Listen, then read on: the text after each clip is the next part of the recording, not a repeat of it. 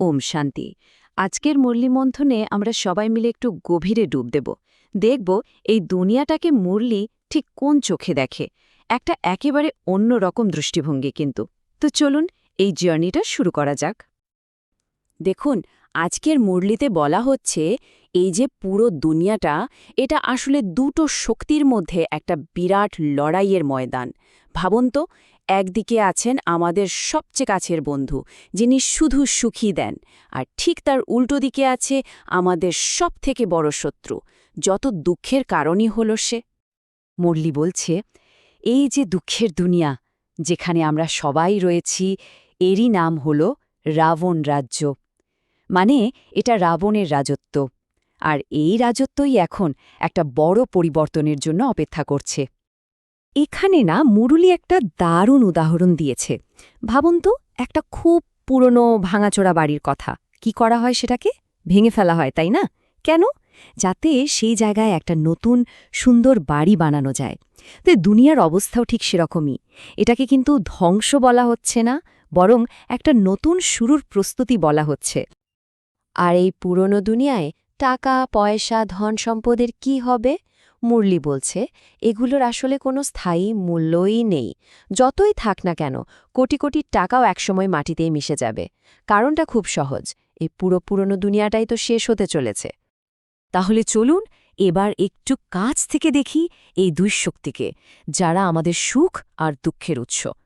কে আমাদের আসল বন্ধু আর কে বা আমাদের আসল শত্রু? আসুন জেনে নেওয়া যাক। আচ্ছা, এই রাবণটাকে?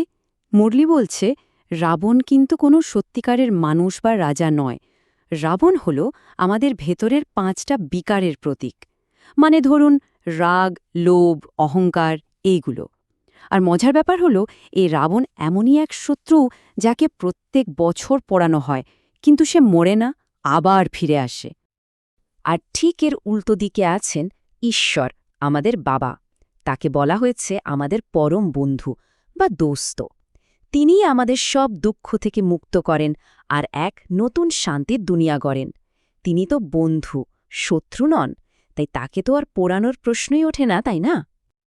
এই যে পুরো নাটকটা চলছে, মানে এই জীবনের খেলা, এটা বুঝতে হলে তো এর মূল চরিত্রটাকে চিনতে হবে, তাই না? আর সেই মূল চরিত্রটা হলো আত্মা। এখন প্রশ্ন হলো, আমরা কি শুধুই এই শরীরটা, নাকি এর থেকেও বেশি কিছু? মুরলী খুব স্পষ্টভাবে বলছে, আমাদের আসল পরিচয় হল আত্মা। মানে আমরা একটা ছোট্ট অদৃশ্য আলোর বিন্দুর মতো, যা এই শরীরের ভেতরে থাকে। এই যে আমরা ভাবি, চিন্তা করি, এই সব শক্তি কিন্তু আত্মার, শরীরের নয়। এই কথাটা কিন্তু আত্মা আর শরীরের সম্পর্কটা একদম পরিষ্কার করে দেয়। দেখুন, আত্মাই শরীরটাকে দেখে, শরীর কিন্তু আত্মাকে দেখতে পায় না। যখন আত্মা শরীর থেকে বেরিয়ে যায়, তখন এই শরীরটার আর কোনো দাম থাকে? থাকে না। আসল চালক তো আত্মাই, তাই না? আত্মার আরও কিছু বিশেষ গুণ আছে, যেমন আত্মা অমর, চিরস্থায়ী। এটাকেই আমরা খালি চোখে দেখতে পাই না। মন, বুদ্ধি সবই আত্মার অংশ। শরীরটা থেকে আত্মা কিন্তু একদম আলাদা।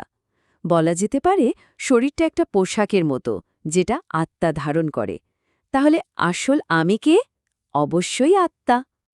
তো এই যে আত্মার পুরো জার্নিটা, এই পুরো কাহিনীটা, এটা কিন্তু সময়ের একটা বিশাল চক্রের মধ্যে ঘুরছে। আর এই চক্রটা বারবার ফিরে আসে। চলুন তো দেখি এই চক্রটা ঠিক কিভাবে কাজ করে। মুরলী বলছে, আমাদের ইতিহাসটা আসলে 4টে যুগের একটা চক্র। শুরুটা হয় সত্যযুগ বা স্বর্ণযুগ দিয়ে, যখন সবকিছু একদম নিখুঁত পবিত্র থাকে। তারপর আসে ত্রেতা যুগ, দাপর যুগ, আর আস্তে আস্তে গুণ কমতে কমতে আমরা এসে পৌঁছাই এখনকার এই কলি যুগে, মানে লৌহ যুগে, যেখানে অপবিত্রতা আর দুঃখ চরমে। আমরা সবাই কিন্তু এই চক্রের মধ্যেই আছে। আর এই যে পতনটা, এটা শুধু বাইরের জগতের নয়, এটা আমাদের ভেতরেরও। মানে আত্মার পতন। আত্মা তার আসল পবিত্রতা হারিয়ে ফেলে, নিজের আসল পরিচয়টাই ভুলে যায়। ভাবুন তো, যে আত্মারা একসময় দেবতা ছিল, তারাই ৮৪ জন্ম নিতে নিতে নিজেদের সব শক্তি হারিয়ে ফেলে। কিন্তু যখন এই চক্রটা একদম শেষে, মানে তলানিতে এসে পৌঁছায়, ঠিক তখনই এক দৈব শক্তি আসে, আমাদের আবার পবিত্রতার পথে ফিরিয়ে নিয়ে যাওয়ার জন্য। মুরলিতে বলা হয়, যখন দুঃখ কষ্ট সব সীমা ছাড়িয়ে যায়, ঠিক তখনই বাবা আসেন পথ দেখাতে। আর সেই পথটা কি? তার মূল মন্ত্রটাই হল, নিজেকে আত্মা ভাবো আর আমাকে অর্থাৎ বাবাকে স্মরণ করো। কোনো দেহধারী মানুষকে নয়, মানে ফোকাসটা শরীর থেকে সরিয়ে আত্মার ওপর আনতে হবে। দেহবোধ ছেড়ে আত্মসচেতন হতে হবে, আর শুধু একজনকেই মনে করতে হবে। এই পবিত্র হওয়ার অভ্যাসটা আসলে খুব সহজ। 3টে ধাপে বলা হয়েছে। প্রথমত, আত্মসচেতন হওয়া, মানে নিজেকে শরীর নয় আত্মা বলে মনে করা। দ্বিতীয়ত, বাবাকে স্মরণ করা, মানে মনটা ঈশ্বরের দিকে লাগানো। আর তৃতীয়ত, পবিত্রভাবে জীবন কাটানো, মানে ভেতরের ওই রাবণ বা বিকারগুলোকে জয় করা। বিশ্বাস করা হয় যে এই সহজ পথে আত্মা আবার অপবিত্র থেকে পবিত্র হয়ে ওঠে। বেশ, তো যারা এই পথে চলেন তাদের শেষমেশ কি হয়? তাদের ফাইনাল ডেস্টিনেশনটা কি? এই দুঃখের দুনিয়ার পর তাদের জন্য কি অপেক্ষা করছে? এর ফল হল সেই হারানো স্বর্গ ফিরে পাওয়া, যাকে বলা হচ্ছে রামরাজ্য, মানে এই পৃথিবীতেই স্বর্গের প্রতিষ্ঠা।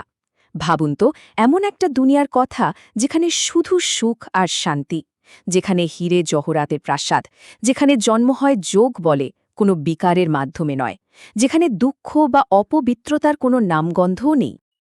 তবে হ্যাঁ, এই নতুন দুনিয়া শুরু হওয়ার ঠিক আগে পবিত্র আত্মারা প্রথমে মুক্তি পায়। তারা বাবার সাথে নিজেদের আসল বাড়ি, মিষ্টি ঘর বা মুক্তিধামে ফিরে যায়। ওটা একটা শান্ত, নীরব জগৎ। তারপর সেখান থেকেই নিজেদের যোগ্যতা অনুসারে এক এক করে নতুন দুনিয়ায় নিজেদের পার্ট প্লে করতে আসে। তো শেষে মুরলী আমাদের একটা গভীর প্রশ্নের সামনে দাঁড় করিয়ে দেয়। এই যে পুরো ইতিহাস, এটা যদি একটা আগে থেকে লেখার নাটকই হয়, তাহলে এখানে আমাদের অভিনেতাদের ভূমিকাটা ঠিক কি? প্রশ্নটা কিন্তু ভাবার মতো। হয়তো সবচেয়ে বড় চ্যালেঞ্জটাই হলো এই পুরো বিষয়টা বুঝে নিজের সেরা পার্টটা প্লে করা। আজকের মতো এটুকুই। ওম শান্তি।